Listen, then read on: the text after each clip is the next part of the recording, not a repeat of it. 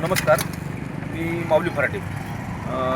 आपल्या ग्रामस्थांच्या ज्या वारंवार मागणीला जे यश आलेलं आहे, हायस्कूल शाळेपाशी आणि जिल्हा परिषद शाळा, या दोन्ही शाळा जवळजवळ असलेली आणि रस्त्याच्या कडेला असल्यामुळे लहान मुलं जाणं येणं आणि गाड्यांचं प्रमाण वाढले.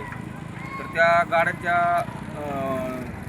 लहान मुलं बी अल्पवयीन मुलं जरा गाडी जास्त चालवावं लागतात आणि म्हणून ते काही असं पाहत नाही की नियमावली काय वगैरे काय, एकदम स्पीडनी गाड्या चालवणं, वाकड्या तिकडे गाड्या चालवणं आणि मग शाळेपाशी गतिरोधक नसल्यामुळे ते शाळेतल्या मुलांना अडचण यायची. मग त्या अनुषंगाने ग्रामस्थांनी वारंवार मागणी केली गतिरोधकची. त्या मागणीला आज यश आलेलं आहे. त्यामध्ये ग्रामपंचायतीने मोठा सहभाग दाखवला. आमचे फटाले औदुंबर फटाले त्यांनी बऱ्याच वेळा बातम्या दिल्या, वारंवार बातम्या देऊन ते आज त्याला हे मिळालं आहे. परंतु आज या ठिकाणी एकच गतिरोधक झालेला आहे. अजून 2-3 ठिकाणी गतिरोधक आपल्याला पाहिजे. आपल्याला कुठे कुठे गतिरोधकची आवश्यकता आहे सामाजिक दृष्ट्या?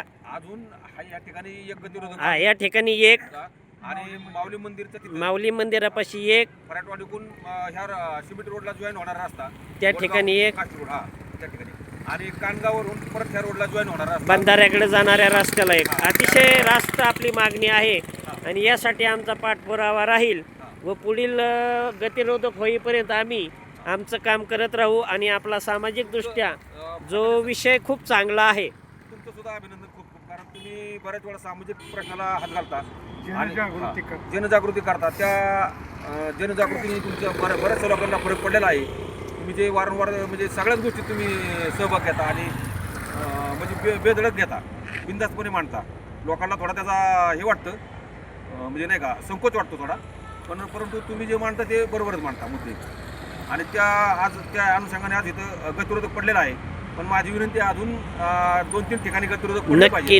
नक्की आपला हा सर्वत्र सामाजिक दृष्ट्या जी मागणी आहे ही वरिष्ठ कार्यालयाकडे, जबाबदारी ज्याची आहे त्या विभागाकडे नक्की ग्रामपंचायतच्या माध्यमातून आम्ही पाठपुरावा नक्की करू.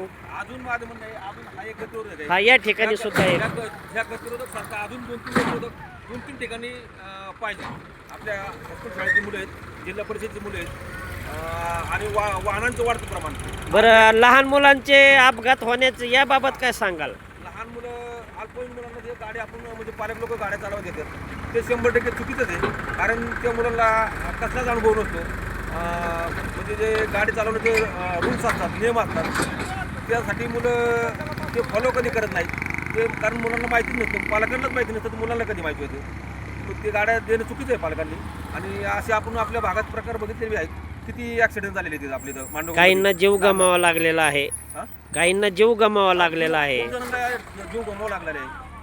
आपण बी पाहिलेले तुमच्या माध्यमातून जवळपास सगळीकडे झालेले आहे. अजून काय सांगायचं आहे का आपणास? नाही, ठीक आहे. ओके, खूप छान प्रतिक्रिया दिली, धन्यवाद.